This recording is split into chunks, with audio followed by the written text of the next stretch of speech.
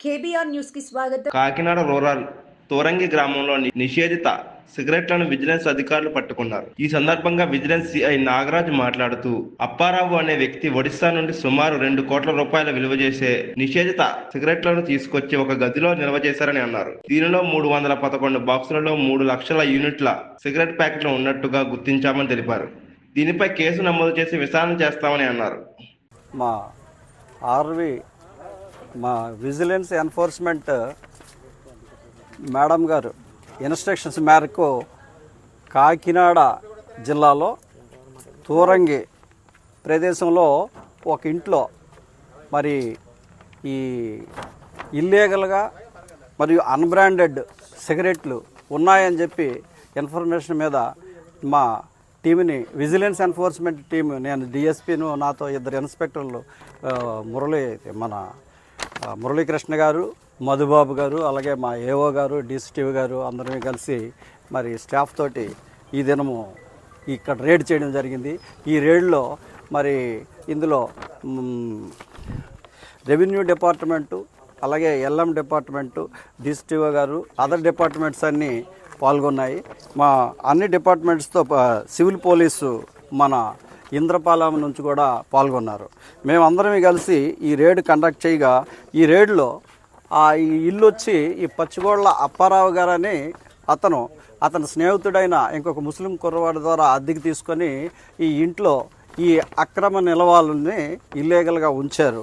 ఇవి అన్బ్రాండెడ్ సిగరెట్లు. వీటిని మేము రేడ్ చేసి పరిశీలించగా ఇవి సుమారు 311 బాక్సులు కలిగి, ఈ బాక్సుల్లో సుమారు 3,73,200 సిగరెట్ పెట్లు కలిగి ఉన్నాయి.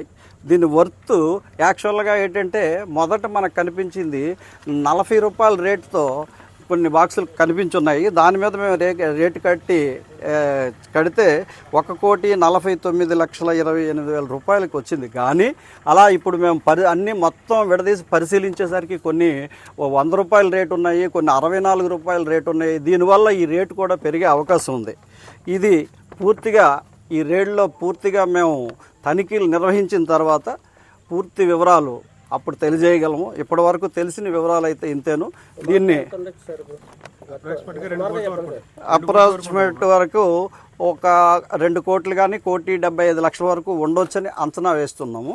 ఇది పూర్తయిన తర్వాత వివరాలు తెలియజేయగలవాల్సి లేదండి. యాక్చువల్గా ఇంట్లో ఉన్నదనే ఇన్ఫర్మేషన్ మీద వచ్చాము, రేడ్ కండక్ట్ చేశాము. మరి ఫర్దర్ ఇన్వెస్టిగేషన్లో సివిల్ పోలీసు మరి ఏ వాహనాల ద్వారా ఇవి షిఫ్ట్ చేయబడ్డాయి, ఎవరి ద్వారా ఇవి కొనుగోలు చేయబడ్డాయి, ఎవరికి అమ్మడానికి తెచ్చారు అనేది ఇన్వెస్టిగేషన్లో సివిల్ పోలీసు వారు ఇవన్నీ కనుగొని వారిపై తగు చర్యలు చట్టరీత్యా తీసుకుంటారు. బిల్డింగ్ ఓనర్ గారికి యాక్చువల్గా అయితే మా వెరిఫికేషన్లో వచ్చిన ఇన్ఫర్మేషన్ ఏంటంటే, ఈ పచ్చిగోళ్ల అప్పారావు గారి స్నేహితుడు మన అహ్మద్ ఉన్నారు, ఆయన వైఫ్ వీళ్ళకి ఇక్కడ ఈ కిరాణాకు సంబంధించిన సామాన్లు స్టోర్ చేసుకొని వాళ్ళ కిరాణా షాపుకి పట్టుకెళ్ళి అమ్ముకుంటాం అని చెప్పి వాళ్ళతో మాట్లాడి 2 నెలల క్రితం మాత్రమే తీసుకొని 860 రూపాయలు వాళ్ళకి అడ్వాన్స్గా కూడా ఇచ్చారు. తర్వాత వాళ్ళిద్దరి మధ్య జరిగిన కిరాణా సామాన్లు స్టాక్ కోసం సంభాషణ కూడా ఏంటది ఆడియో ఇవి కూడా వినిపించారు. వాస్తవంగా వాళ్ళకేం తెలియదు, వాళ్ళ అమాయకులు. ఇల్లుంది, ఎవరికో అద్దిస్తే అద్దె వస్తుంది, అది ఉపయోగించుకుందామని ఇచ్చిన కుటుంబం, వాళ్ళకి సంబంధం లేదు, వాళ్ళని విట్నెస్గా ట్రీట్ చేస్తారు.